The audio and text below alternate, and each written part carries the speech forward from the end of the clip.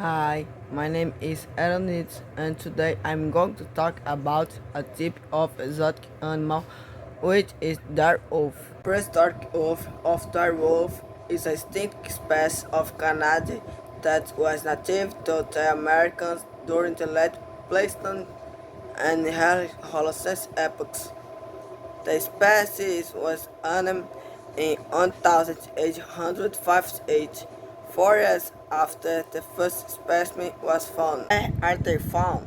Plains, grasslands, and some forested mountains areas of North America, as well as the arid savanna of South America. Sites vary in altitudes from sea level to 2,257 meters. What are its characters?